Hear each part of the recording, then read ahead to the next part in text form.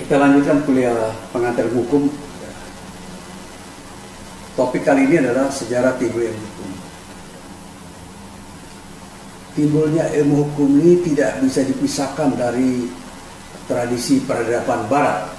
Ya, walaupun ya, tradisi peradaban Timur juga berkontribusi seperti dari Tiongkok, Jepang, India, Afrika. Dan tentu saja tradisi dunia Islam ya, juga berkontribusi terhadap perkembangan ilmu hukum. Ya, apalagi sekarang misalnya dunia perbankan itu sangat diwarnai oleh hukum Islam dengan adanya bank muamalah, pembagian tambah hasil, dan sangat menyenangkan buat kalangan pebisnis itu menerapkan hukum Islam dalam perbankan ini. Jadi kalau kita bicara tentang peradaban Barat, sejarah timbulnya hukum dalam konteks peradaban Barat tidak bisa dilepaskan dari sejarah Yunani kuno. Dengan menyebut dua nama, yaitu Plato dan Aristoteles. Kedua filsuf ini sebagai penganjur dari pikiran rasional.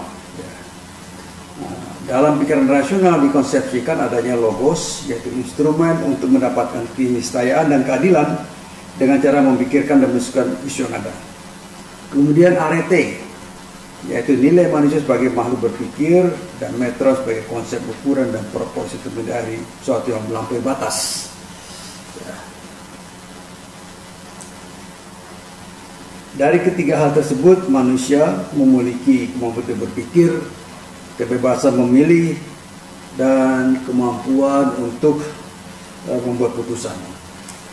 Ia hidup dalam dirinya sendiri, ya, bukan untuk orang lain atau kuasa supranatural. Dari sinilah mulai timbul individualisme. Konsekuensi dari individualisme adalah independensi negara yang warganya memiliki hak-hak secara hukum dan politik yang tertuang dalam the rule of law atau konsep negara hukum. Hukum dengan demikian menyediakan sarana bagi pelaksanaan hak tersebut. Oleh karena itu hukum menjadi prinsip sentral dalam organisasi sosial. Setelah tradisi Yunani kuno, kita beranjak ke tradisi hukum Romawi yang menjadi acuan hukum Barat. Hukum Romawi sebenarnya bersumber pada corpus iuris civilis, hasil kodifikasi Kaisar Justinianus. Konsep ini diajarkan di Universitas Bologna, Italia pada tahun 1807. Saat itu dipandang sebagai saat timbulnya studi hukum secara sistematis sebagai sebuah pengetahuan. Ya, ini disebabkan pada saat itu hukum diajarkan sebagai sesuatu yang terpisah dari politik dan agama. Pada saat itu juga aturan-aturan dan putusan-putusan mengenai sengketa dipelajari dan diterangkan dalam kerangka prinsip-prinsip umum. Ini membuat para mahasiswa ketika lulus kemudian bisa bekerja sebagai konsultan, hakim, advokat, administrator, dan perancang undang-undang. Mereka menerapkan apa yang mereka pelajari itu bangun dan membuat koherensi hukum yang terkalkulasi secara massal. Dengan demikian mereka mengukir sistem hukum baru yang lain dari hukum yang tidak dipisahkan dari kebiasaan politik dan agama. Nah, ini penting ya. Dan hukum Romawi itu dikompilasi oleh Kaisar Justinianus di Konstantinopel, Turki sekarang. Merupakan satu hukum sangat berkembang dan berbeda dengan hukum Germania. Di samping ditemukan karya Justinianus sekitar tahun 1080, terdapat dua unsur dalam studi hukum secara sistematis pertama kali, yaitu adanya penggunaan metode analitis dan sistetis yang diterapkan pada naskah-naskah hukum. Metode ini saat ini biasa disebut sebagai metode skolastik.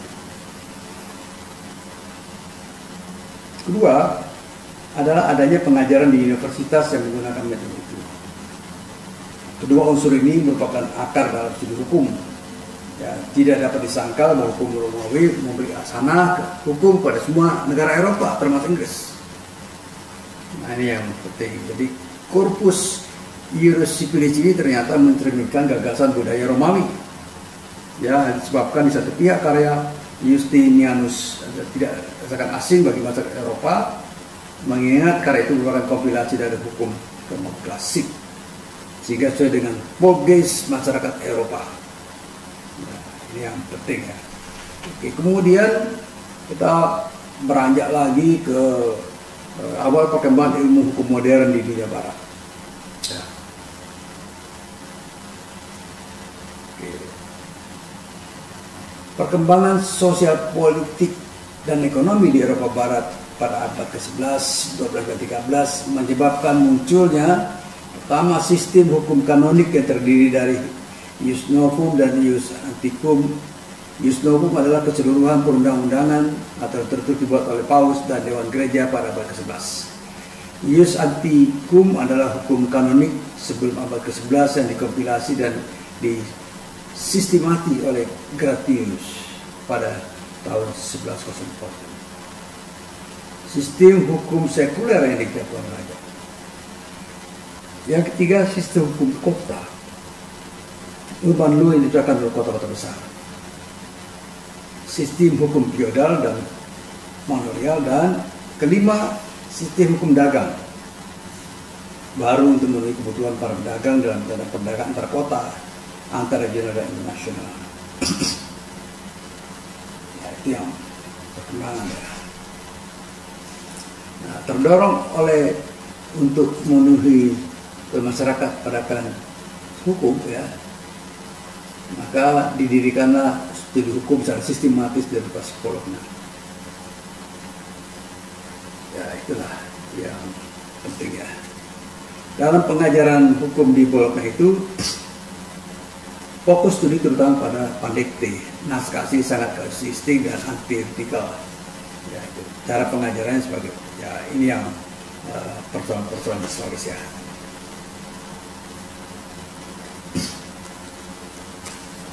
Perubahan cara pengajaran hukum mulai terjadi pada abad 17 dengan dimasukkan hukum positif yang berlaku dari dalam kurikulum. Ini abad-abad Renaissance ya. Kemudian terjadilah pengkaderisasian hukum dan filsafat hukum yang rasionalitis mendorong reorganisasi dan reformasi pengajaran hukum di Eropa dengan segala pengaruhnya. Itu yang sesi ini ya.